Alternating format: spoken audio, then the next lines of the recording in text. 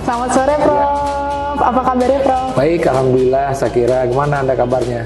Alhamdulillah baik juga, Prof. Oh iya, selamat ya. Udah berhasil di kelas champion dan waduh kayaknya happening banget ya. Beritanya begitu seru, begitu rame dan terus terang saja saya sebagai yang saat itu ya menjadi pimpinan fakultas tuh senang banget gitu loh. Karena ada mahasiswa FKUI yang bisa ada di posisi itu. Terima kasih banyak, Prof. Terima kasih juga bantuannya dari FKUI sejauh ini, Prof. Ya, karena memang selalu di dalam prinsip saya bahwa apa yang menjadi keinginan mahasiswa khususnya untuk berkompetisi ya baik itu di tingkat nasional maupun internasional kita fasilitasi dan kita dorong gitu loh.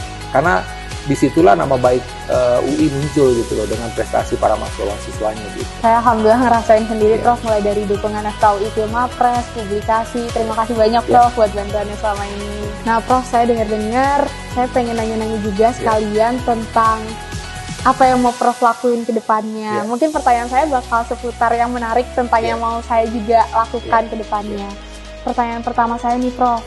Kan kita tahu kalau misalnya riset di Indonesia itu masih kalah banyak nih, Prof, sama luar negeri. Di UI juga masih berjuang keras buat riset. Kalau dari Prof, kira-kira ke depannya apa yang mau Prof lakukan nih, Prof, buat ningkatin riset di UI itu sendiri? Pertama bahwa kita memang benar-benar harus memberikan perhatian kepada riset. Kemudian juga itu sudah mulai digelorakan dari mahasiswa tingkat 1.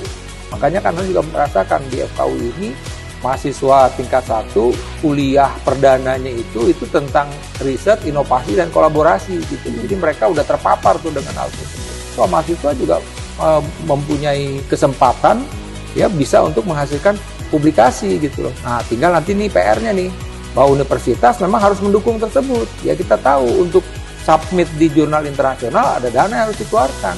Nah, itu mungkin harus menjadi perhatian dari universitas untuk hal tersebut.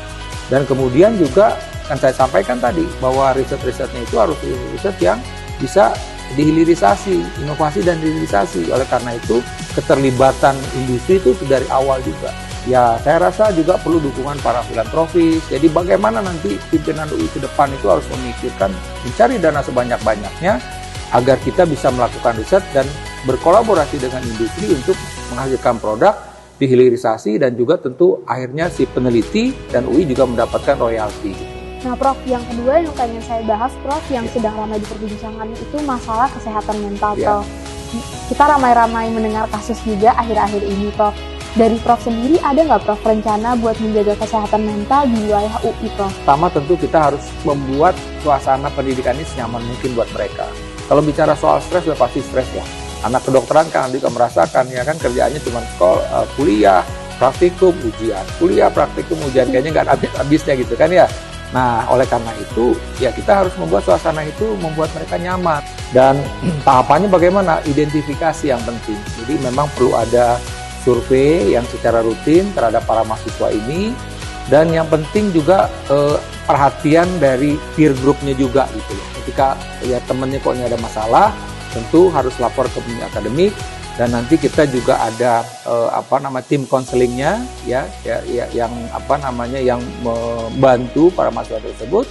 Jadi ke depan pun kalau saya diberi kesempatan ini saya akan benar-benar melakukan screening, termasuk screening kesehatan mental ketika mereka baru menjadi mahasiswa. Yang ketiga, Prof, tadi kita ngomongin tentang riset, kesehatan mental. Yang ketiga yang sedang juga ramai diperbincangkan, Prof, tentang masalah biaya pendidikan. Akhir-akhir ini ramai diperbincangkan bahwa biaya pendidikan itu makin tinggi, terus nggak semua orang capable buat bayar. Kalau buat Prof, menurut Prof bagaimana dan apa rencana Prof ke depannya? Ya, saya rasa sistem yang ada di UI ini sebenarnya sudah bagus. Ya, ada kelas-kelas yang mereka harus bayar. Ya, sampai juga yang termurah kan 500.000 juga ada. Kita juga bahkan kalau KIP kan itu mereka tidak bayar sama sekali. Tapi tentu sekali lagi jangan sampai bahwa masalah biaya ini menjadi kendala untuk orang bisa sekolah di Universitas Indonesia. Dan di satu sisi ketika mereka sudah masuk, tidak boleh mereka keluar atau mengundurkan diri karena tidak mampu. Jadi kita mesti buat sistemnya sedemikian rupa sehingga jangan sampai ada mahasiswa yang mengundurkan diri karena tidak mampu menyelesaikan pendidikan karena tidak punya uang. Gitu. Itu yang penting. Ya, kan banyak peluang-peluang di mana sebenarnya kita bisa mendapatkan dana untuk biaya pendidikan buat para mahasiswa.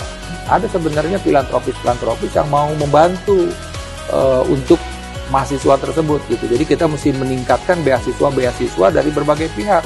Ini kan mestinya bisa kita gelorakan bukan saja di Fakultas Kedokteran tapi di seluruh fakultas yang ada di Universitas Indonesia ini. Gitu. Berarti untuk 3 permasalahan itu saya udah mendapatkan jawabannya dari Prof. Semoga Prof kedepannya bisa dilancarkan semua usahanya Prof dan bisa mendapatkan hasil yang terbaik. Amin. Terima kasih banyak Prof. Juga buat Anda nih ya, mudah-mudahan koasnya lancar dan segera jadi dokter dan ya terserah nanti mau jadi spesialis apa, saya doakan Anda berhasil. Amin amin. Terima kasih banyak Prof. Sukses selalu Prof.